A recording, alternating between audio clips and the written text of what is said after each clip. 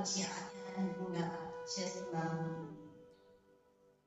నా స్థానం దగ్గరికి అమ్మవారి వేడుక దగ్గరికి వచ్చిన ప్రతి ఒక్కరికి ఈ మతము ఆ మతము ఈ కులం ఆ కులం అనేది లేకుండా అన్ని కులాల వాళ్ళకి, హిందువులకి, ముస్లింస్కి, అన్ని కులాల వాళ్ళకి నేను సమానత్వంగా స్నేహ స్వభావంతో నా సేవలు అందించాను.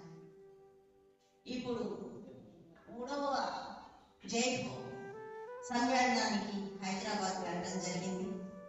అక్కడ విన్న తర్వాత ఈ స్థానంలో నేను ఏం చేస్తున్నానో ఈ 40 సంవత్సరాల నుంచి అది అందరిలో తీసుకొచ్చి ఏకీకృతంగా హిందూ ముస్లిం అని కాదు, అందరినీ మానవత్వం కోసం ఏకతాటిగా నడిపిస్తున్నారు అని నాకు అర్థమైంది.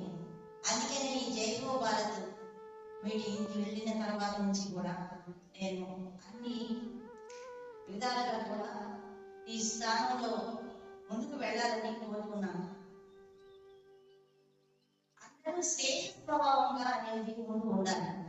స్నేహ స్వభావం కావాలి అని అంటే ఐకమత్యంగా ఉండాలి అంటే స్నేహ స్వభావం కావాలి.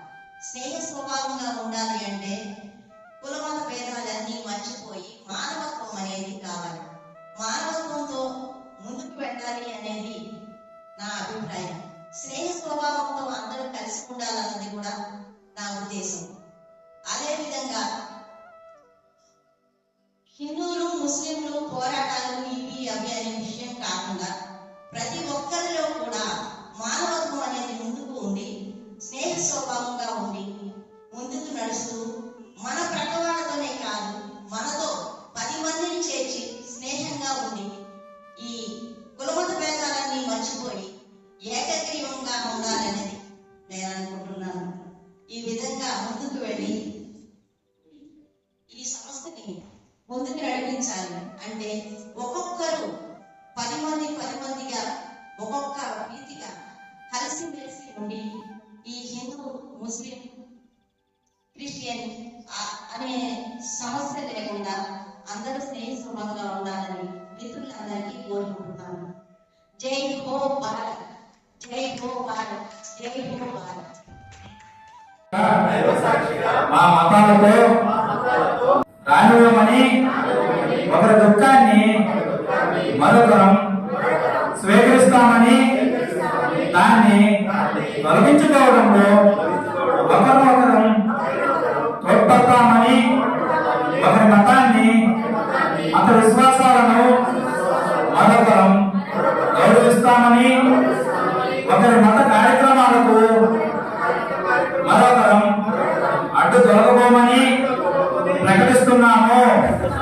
మతం పేరిట పరస్పర హింసాకాండకు మేము ఏనాడు చోటివ్వము.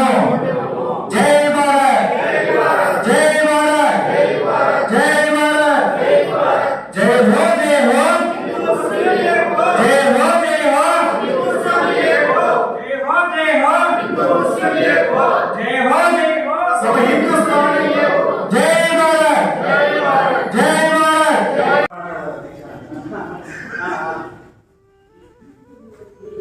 కంప్లీట్ చేసి థ్యాంక్స్ చెప్పి మా మాతాజీకి ఇస్తే మాతాజీ కూడా థ్యాంక్స్ చెప్తారు. అందరికీ నమస్కారాలండి. మాతాజీ గారికి ఇస్తున్నాను. అందరికీ నమస్తే అండి.